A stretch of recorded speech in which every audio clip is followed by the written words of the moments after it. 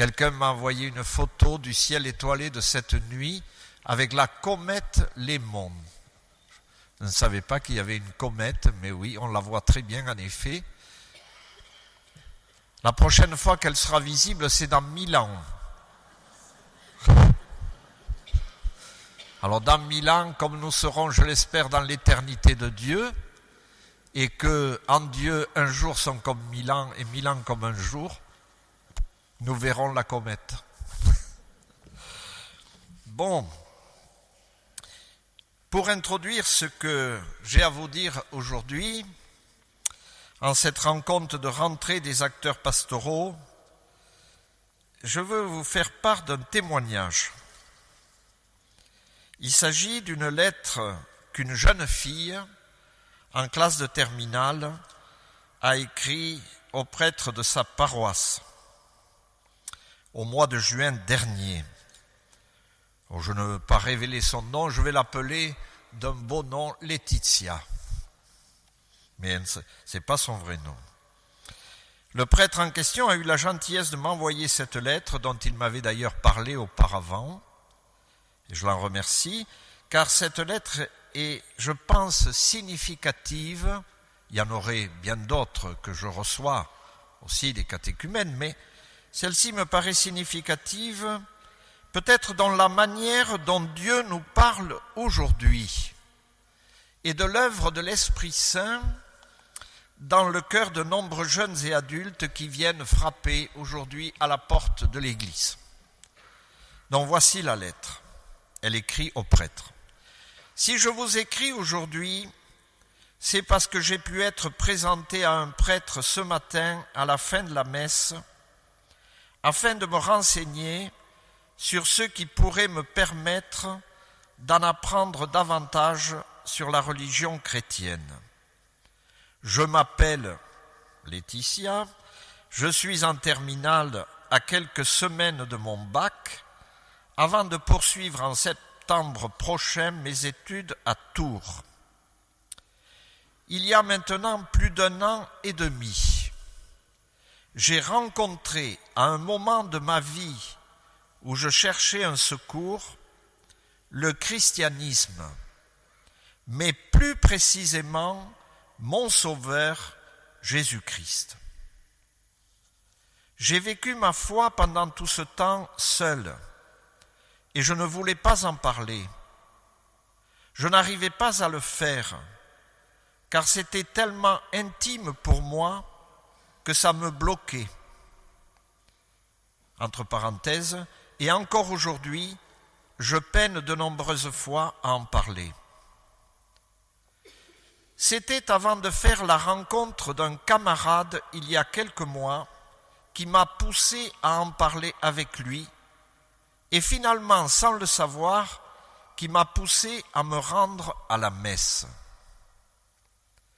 C'est à ce moment précis où des personnes sont venues à ma rencontre pour m'encourager à sauter le pas pour aller m'adresser à un prêtre.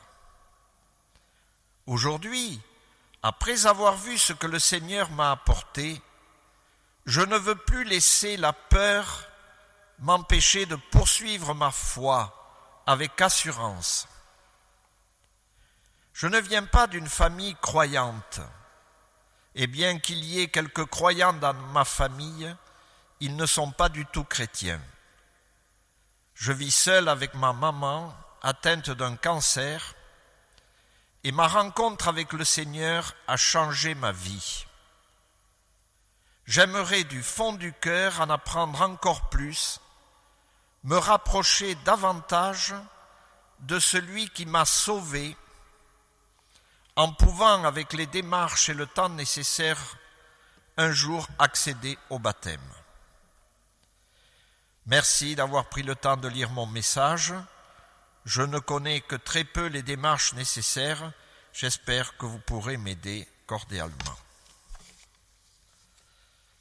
Chers amis, vous qui êtes engagés à des titres divers et de diverses manières dans la vie de notre Église diocésaine, dans les paroisses, les services diocésains, les mouvements, les groupes de vie chrétienne, dans l'enseignement catholique, laïc, prêtre, diacre, consacré.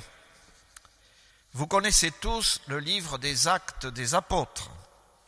Dans le Nouveau Testament, fêtons aujourd'hui son auteur, Saint Luc.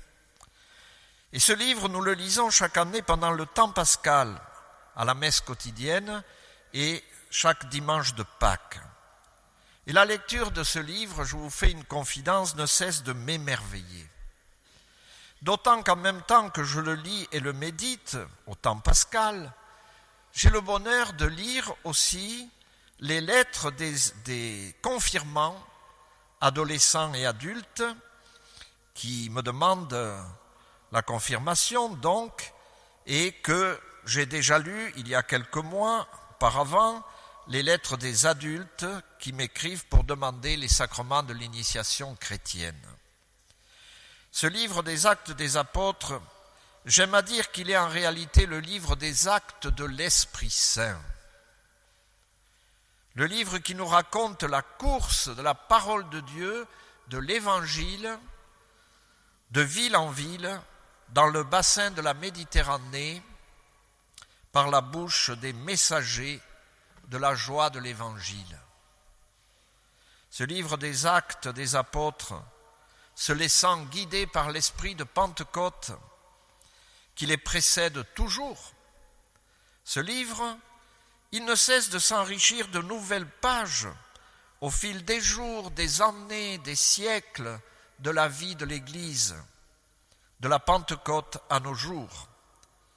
L'Esprit ne cesse de devancer les apôtres de tous les âges et de tous les lieux pour que l'évangile du salut parvienne à tous les hommes, à toutes les femmes de notre monde. Et la lettre que je viens de vous lire est une page de plus de ce grand livre des actes de l'Esprit Saint, où il nous est donné de contempler l'œuvre divine du salut dans le cœur de ceux qui l'accueillent. Œuvre de Dieu qui édifie continuellement son Église, sacrement du royaume de Dieu. Si je mettais bout à bout les centaines et centaines de lettres que j'ai reçues en 11 ans d'épiscopat, elles pourraient former une véritable anthologie de l'œuvre de l'Esprit Saint dans l'Église et dans le monde de ce temps. Elles suscitent ma louange et mon action de grâce, à la manière de Marie dans son Magnificat. Le Seigneur fit pour moi des merveilles, saint est son nom. Le ministère de l'évêque pèse quelquefois lourd sur ses fragiles épaules, mais je peux témoigner qu'il y a un baume précieux, pour ne pas dire le plus précieux, apportant joie et réconfort, c'est celui de ces jeunes, de ces lettres de jeunes et adultes confirmants et catéchumènes reçues chaque année par l'évêque. Baume et source d'humilité, qui fait dire avec saint Jean, ce n'est pas nous qui avons aimé Dieu, c'est lui qui nous a aimés le premier. Ou encore avec les paroles du Magnificat de la Vierge, sa miséricorde s'étend d'âge en âge sur ceux qui le craignent. Ou encore avec les propres paroles de Jésus dans son action de grâce au Père, ce que tu as caché aux sages et aux savants, tu l'as révélé aux tout petits. La lettre de cette jeune fille est riche d'enseignements pour nous tous. Elle est pour ainsi dire un catéchisme vivant. Ce qui m'impressionne, c'est son chemin de foi. Que nous dit-elle en premier lieu? Que la vie chrétienne est une vocation, c'est-à-dire un appel de Dieu, et que la foi est une modalité de cet appel divin, en ce qu'elle est primordialement un don de Dieu. Un don qui nécessite une réponse libre de l'homme, grâce d'un appel et liberté d'une réponse, liberté qui est elle-même une grâce. Il y a maintenant plus d'1 an et demi, écrit la jeune fille, j'ai rencontré à un moment de ma vie où je cherchais un secours le christianisme, mais plus précisément mon Sauveur, Jésus-Christ. Quelle finesse dans ce propos. Elle n'a pas rencontré une idée, elle a rencontré une personne qui s'est révélée à elle d'une manière ineffable, Jésus, le Christ, son Sauveur. Et ensuite, que s'est-il passé? Elle dit qu'elle a vécu seule sa foi pendant tout ce temps, car elle n'osait pas en parler, tellement c'était quelque chose d'intime pour elle. Et puis, que s'est-il passé? Elle a rencontré un camarade qui lui a permis de parler de cette rencontre intime, de sa foi. On pourrait dire qu'elle a rencontré un témoin de Jésus qui l'a poussée, sans le savoir, dit-elle, à aller à la messe.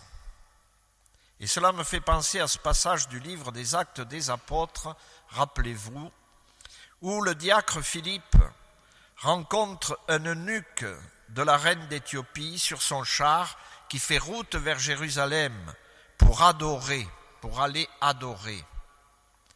Et en train de lire le livre d'Isaïe, mais bien sûr il ne comprend rien à ce qu'il lit.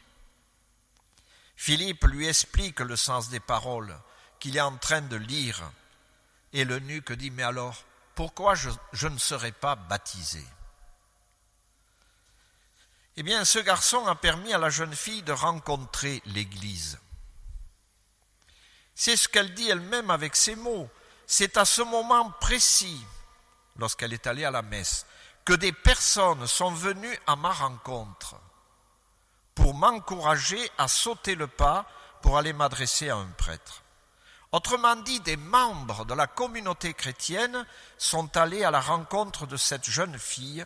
Ils ont été de vrais disciples missionnaires par une attention toute simple, une bienveillante attention pour cette jeune personne qu'ils ne connaissaient pas, mais qui était venue là, à la messe dominicale, et ils lui ont permis de faire un pas de plus. Je relève aussi dans ce qu'exprime cette jeune fille quelque chose qui ne lui est pas propre, mais qui revient souvent dans d'autres lettres de catéchumènes demandant le baptême ou de jeunes demandant la confirmation, et qu'on ne trouvait pas nécessairement il y a quelques années, quelque chose d'assez nouveau.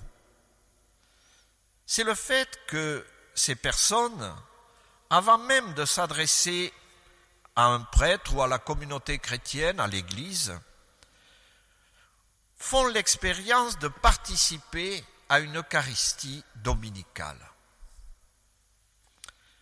Elles s'y rendent par un attrait mystérieux, où elles y sont invitées, c'est le cas le plus fréquent, par une autre personne, parfois un frère ou une sœur, parfois un grand-parent, parfois quelqu'un d'autre.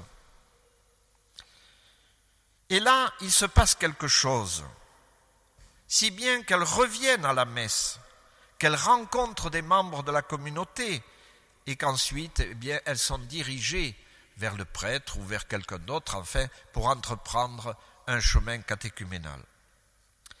Aujourd'hui, dans les démarches catéchuménales, l'Eucharistie occupe, je m'aperçois, une place primordiale. Par le passé, il est arrivé que certains opposent ou du moins dissocient évangélisation et célébration, liturgie. Aujourd'hui, on constate que la liturgie, et l'Eucharistie même, est une source principale d'évangélisation. C'est particulièrement vrai chez les jeunes. Des jeunes invitent leurs copains, leurs copines à aller à la messe. Un de mes anciens élèves du séminaire de Toulouse, qui est aujourd'hui aumônier des étudiants à Toulouse, me disait l'an dernier qu'à la messe hebdomadaire des étudiants, l'église, qui pourtant est grande, est remplie de jeunes. Et parmi eux, un bon nombre ne sont pas baptisés. Mais ils sont venus parce que des amis les y ont invités. Quel contraste avec ce qui existait. Je me rappelle, quand je suis arrivé à Toulouse en 2003 pour rejoindre le séminaire comme formateur, où l'Eucharistie hebdomadaire était célébrée dans les locaux de l'aumônerie des étudiants, pas dans une église, et elle rassemblait quelques dizaines de jeunes parmi ceux qui fréquentaient l'aumônerie. Je relève encore un autre point dans la lettre de la jeune fille parce qu'il est aussi révélateur. Elle dit qu'elle a rencontré le Christ, je cite, à un moment de ma vie où je cherchais un secours. Et plus loin dans la lettre, elle dit qu'elle vit seule avec sa maman atteinte d'un cancer et que sa rencontre avec le Seigneur a changé sa vie. Je puis témoigner, oui, que dans de nombreuses lettres de catéchumènes ou de demandes de la confirmation des adultes, on retrouve l'expérience de la souffrance, d'une épreuve, d'un deuil. On pourrait bien sûr se contenter de faire une lecture très horizontale de tout cela. J'allais dire une lecture psychologisante sur le fait que ce sont des personnes vulnérables. Vous savez, c'est souvent cet état de vulnérabilité qu'utilisent les sectes pour embrigader les gens. Mais dans les témoignages dont je parle, il n'est pas question d'une tierce personne intervenant auprès d'une personne blessée pour faire du prosélytisme. Non. Comme le dit la jeune fille, il s'agit d'une expérience intime, si intime qu'elle n'osait en parler à personne. Et j'ai tendance à l'interpréter comme une expérience de la compassion de Dieu, de sa miséricorde, éprouvée de manière sensible et parfois même de manière mystique par des personnes blessées, marquées par une ou des épreuves importantes dans leur vie. À côté des demandes explicites de baptême, de sacrement de l'initiation chrétienne, dont le nombre se multiplie ces dernières années, avec aussi un net rajeunissement des adolescents et des jeunes adultes, il y a un autre phénomène récent qui vient nous interpeller. C'est l'afflux de jeunes lors des messes du mercredi des cendres. C'est particulièrement visible dans les cathédrales, mais aussi dans les églises paroissiales, surtout dans les villes. Je l'avais constaté à Tulle et à Brive en 2024, et je l'ai constaté encore plus cette année ici à Blois. Aux 2 messes du mercredi des cendres à la cathédrale, à midi et le soir, c'était vraiment plusieurs dizaines de jeunes qui étaient là, occupant principalement les chaises du fond de la cathédrale, et puis qui s'avançaient pour recevoir les cendres, et ensuite à la communion aussi, qui s'avançaient, d'ailleurs ne sachant que faire au moment de recevoir l'hostie. Il s'agit de jeunes qui ont vu sur les réseaux sociaux l'appel de jeunes influenceurs chrétiens à se rendre à l'église pour commencer le carême. Il est évident que nous ne sommes pas préparés à accueillir ces jeunes. Je me suis dit qu'il faut vraiment que l'année prochaine on fasse quelque chose pour les accueillir et je suis en train d'y réfléchir. C'est révélateur des temps que nous vivons. Et c'est d'autant plus étonnant que cela survienne dans un moment où l'Église traverse bien des épreuves, comme celle des abus sexuels, de la baisse des vocations sacerdotales et religieuses, de la sécularisation de la société, bref, de la déchristianisation de notre pays. Qui aurait pu prévoir cela il y a 10 ans ? Je rappelle quelques chiffres. Lors de la solennité de Pâques 2025, ce sont 10 384 adultes qui ont été baptisés en France et 7 400 adolescents. Et pour les adultes, c'est une hausse de 45% par rapport à 2024. Voilà, mais les chiffres, on n'est pas obligé de nous attacher aux chiffres, mais bon, on voit bien qu'il y a quand même là une présence plus massive. Je voudrais maintenant, chers amis, que nous puissions regarder ensemble 2 grands textes de l'Évangile selon saint Luc, qui concernent la Vierge Marie et à travers elle qui concernent l'Église. Nous les connaissons bien, voilà pourquoi je ne les lirai pas, mais nous les lisons toujours séparément dans la liturgie, lors de diverses fêtes du Christ et de la Vierge Marie. Il s'agit du récit de l'Annonciation et du récit de la Visitation. Dans l'Évangile selon saint Luc, ces deux récits se succèdent immédiatement. En fait, c'est un seul récit, mais sous la forme d'un diptyque. Je m'inspire d'un article qui est paru dans la revue Prêtre diocésain, écrit par le père Salançon, qui a été l'un de mes enseignants au séminaire, et puis supérieur de ce même séminaire où j'étais moi-même membre de l'équipe des formateurs. Ce diptyque de l'Annonciation et de la Visitation porte un enseignement dont nous pourrons voir les correspondances, sans doute, avec ce que je viens de dire jusqu'à maintenant. Et il apporte des lumières sur ce que nous avons à vivre. L'annonce à Marie est un appel. Il commence par une salutation. « Réjouis-toi, Marie, tu as reçu une grâce. » L'appel est toujours un don gratuit. Marie a reçu un appel, une élection. Et l'Église aussi a reçu une élection. Marie se demandait ce que signifiait cette salutation. En définitive, toute salutation est annonce d'un salut. La première parole de Jésus ressuscité, c'est « salut ». C'est ainsi qu'il s'adresse aux femmes myrophores, embaumeuses, dans l'Évangile selon saint Matthieu. Quel mot plus approprié au moment même où le salut vient de s'accomplir une fois pour toutes. Je ne sais pas comment le Seigneur a parlé au cœur à la jeune fille dont j'ai lu la lettre en commençant, mais ce qu'elle dit, c'est qu'elle a rencontré le Sauveur. Marie réfléchissait et elle était troublée, dit l'Évangile. L'Écriture dit qu'elle méditait les événements dans son cœur. C'est aussi ce qu'a fait la jeune fille de la lettre pendant 2 longs mois, sans en parler. Dans l'Annonciation, il s'agit du premier appel, je dirais de l'appel décisif, comme dit le rituel de l'initiation chrétienne des adultes. Il est décisif parce qu'il ouvre un chemin de vie.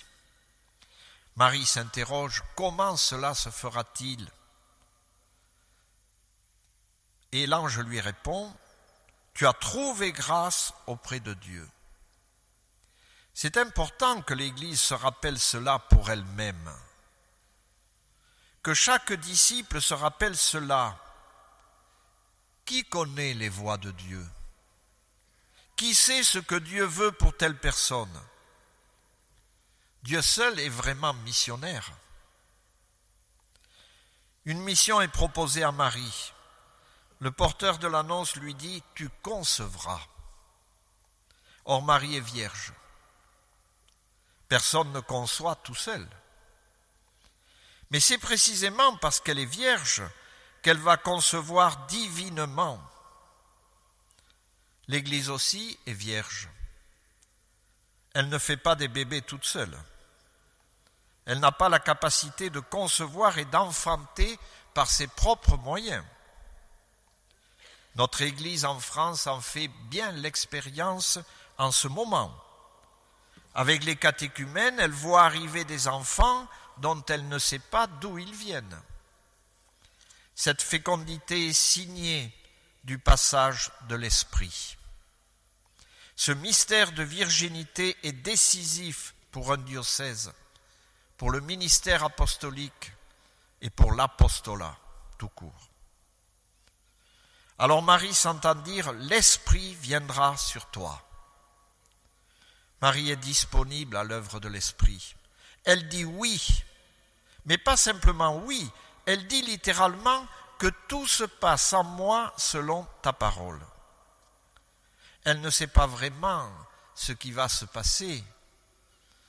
L'Église aussi dit oui, elle le confesse, elle le célèbre, elle le proclame.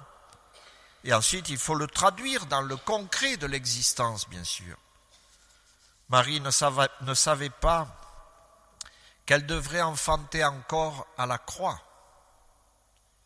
En veillant debout dans l'espérance, portant seule jusqu'au bout l'espoir du monde, comme dit une hymne de la liturgie. L'Église ne savait pas non plus qu'elle devrait vivre aujourd'hui, peut-être, une étape importante dans sa transformation pour approfondir son propre mystère et pour vivre, sans doute, une conversion pastorale, pour vivre aussi la synodalité. L'ange a dit à Marie, « Réjouis-toi ». Mais pourtant, nous ne la voyons pas se réjouir. On ne voit pas de mots de louange ou d'action de grâce sortir de sa bouche dans le récit de l'Annonciation. C'est le récit de la visitation qui suit immédiatement, qui va mettre en lumière l'action de grâce de Marie. Le texte dit « elle se leva ». Le texte utilise le mot « anastasis » qui désigne la résurrection. Elle se leva, elle se lève et elle s'en va en hâte, précise le texte. En notre temps où règne un certain individualisme, un repli sur soi, on lui aurait sûrement conseillé de prendre soin d'elle, de se préserver, de s'économiser, d'écouter ses émotions. Marie, elle se met en route, immédiatement. Elle est poussée de l'intérieur à se rendre chez sa cousine Élisabeth, qui vit une situation semblable. Elle n'est pas vierge, elle est stérile. Marie part en hâte. Autrement dit, la visitée part en visite. Le mystère de la visitation parle à l'Église de sa vocation particulière dans l'histoire du salut. L'Église est dans la situation de Marie, qui a reçu une bonne nouvelle et qu'elle ne peut pas garder pour elle. Il y a un lien entre l'enfant que porte Marie et celui que porte Élisabeth. L'Église se hâte dans la rencontre de l'autre, avec toute la richesse de la parole qui l'habite, pour aussi se mettre à l'écoute de l'autre. Que fait Marie lorsqu'elle entre chez Élisabeth ? Elle la salue. Elle ne prend pas la parole pour lui parler d'elle. L'ange l'a saluée, Marie salue Élisabeth. Tout commence par un salut, parce que le salut est le but de la mission. L'apostolat, comme le ministère pastoral, nous apprend l'importance de l'accueil, de la disponibilité intérieure de celui qui accueille. Et la visitation dessine un certain visage de la mission. Sortir de chez soi, aller en hâte, entrer chez l'autre et le saluer. Vous avez entendu dans l'évangile d'aujourd'hui. Entrez dans la maison et dites paix à cette maison. C'est une forme de salut. Shalom, la paix. Curieusement, c'est dans la rencontre avec Élisabeth que Marie va pouvoir dire son Magnificat. Il ne vient pas au moment de l'annonce, il vient dans la rencontre, comme si la rencontre parachevait son appel. La mission complète l'élection. La mission est fondamentalement annonce et visitation, appel et rencontre, disciple et missionnaire. L'annonce vient de Dieu lui-même, comme nous le montre aujourd'hui ceux qui viennent frapper à la porte de l'Église, sans que nous y soyons pour rien ou si peu. Une chose ne cesse de m'émerveiller dans ce qui nous arrive aujourd'hui, c'est le fait que quelque chose s'est comme inversé. D'une certaine manière, ce sont les catéchumènes qui nous évangélisent et qui peuvent provoquer un sursaut dans notre vieille Église. Un tressaillement comme celui qu'Élisabeth ressentit. On voit cela aussi dans certaines familles où les enfants demandant le baptême évangélisent leurs parents qui à leur tour demandent le baptême, ou s'ils sont déjà baptisés mais dont la vie chrétienne était en sommeil, demandent à recevoir la confirmation. J'en ai vu plusieurs pendant mes années dans le diocèse de Tulle. des enfants assez petits qui demandent le baptême, ils sont dans des parents qui ne croient pas, et puis là, les parents, ça les interroge, et à leur tour, ils veulent faire un chemin, ils veulent se renseigner. Ils font un chemin catéchuménal et ils sont baptisés à leur tour. Mystère. Le fait que des jeunes, des adultes, ayant reçu un appel personnel, entrent dans nos églises, participent à l'Eucharistie, ne peut pas nous laisser indifférents. C'est un appel pour nous à quelque chose de nouveau. Nous ne devons pas, devant cela, être comme des blasés. C'est comme un souffle qui vient nous réveiller de nos torpeurs. Que veut nous dire l'Esprit? À quoi en retour nous appelle-t-il? Quels enjeux pastoraux discernons-nous dans cette nouveauté, dans cet inédit dans la vie de l'Église? Quelles conversions nous sont demandées?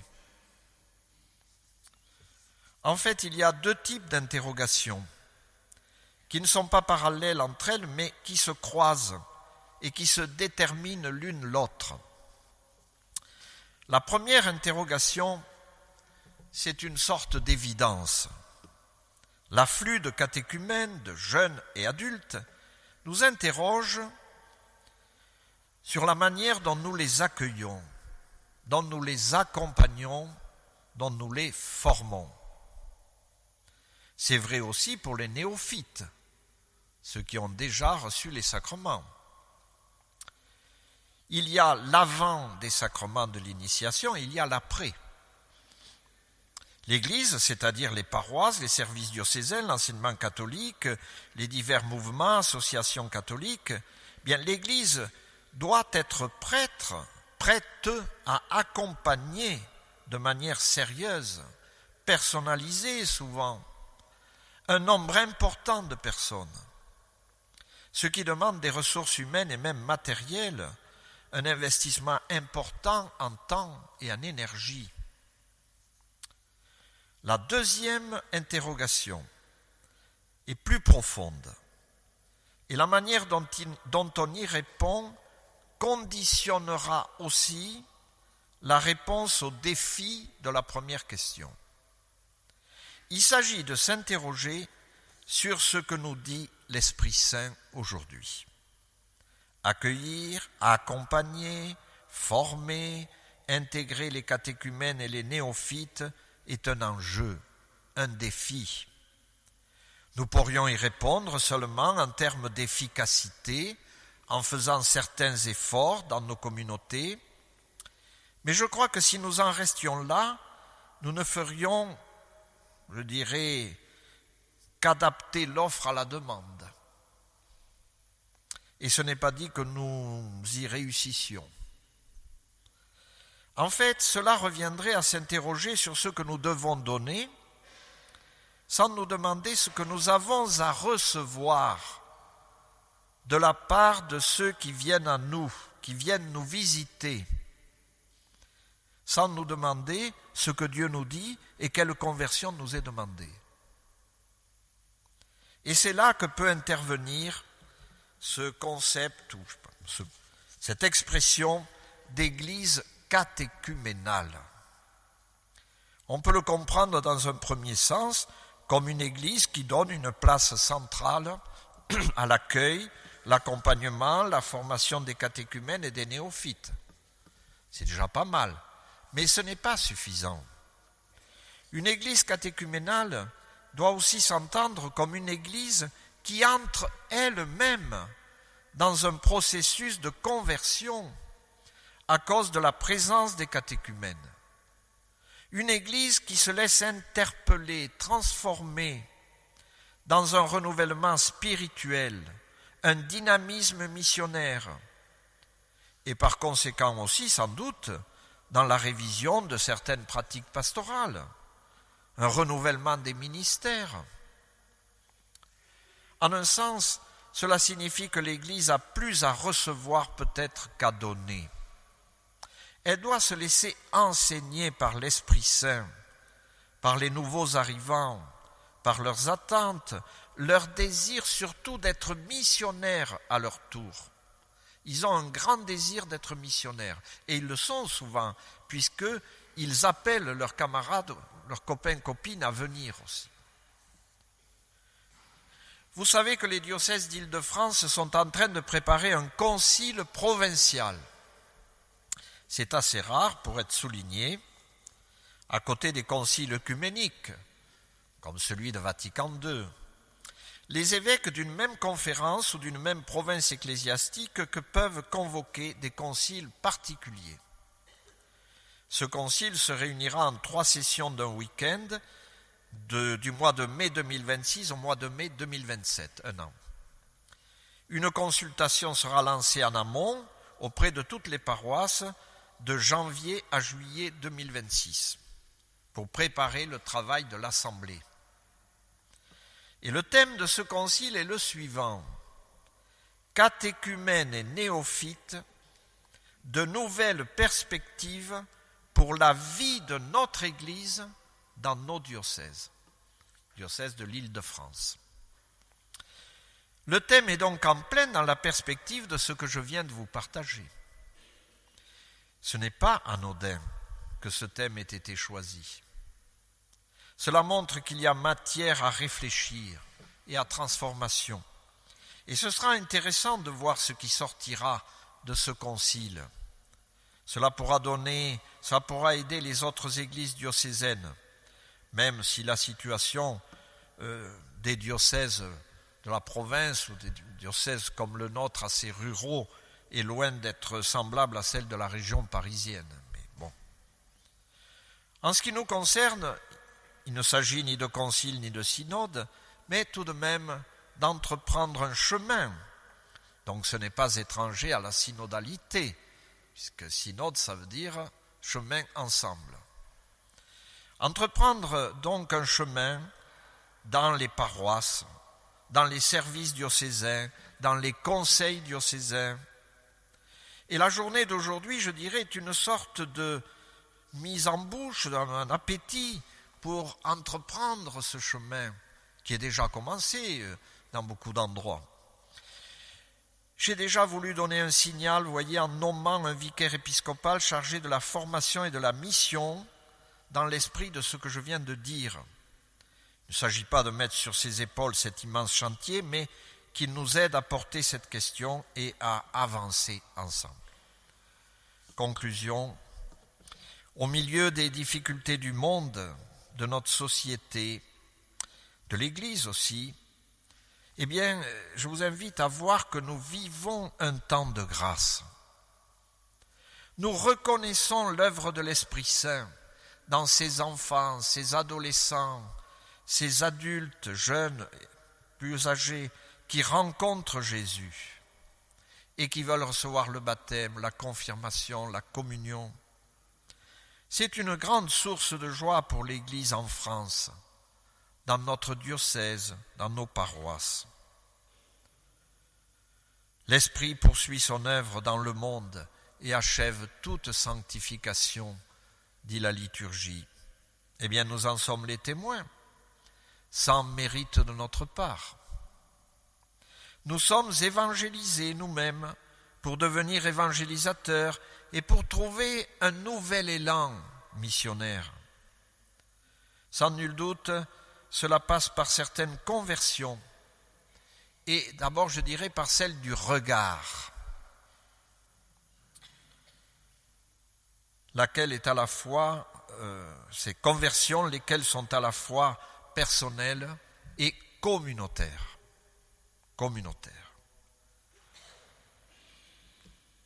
Je terminerai donc par une parole de l'Écriture. C'est aujourd'hui le temps favorable, c'est aujourd'hui le temps du salut. Je vous remercie de votre bienveillante attention.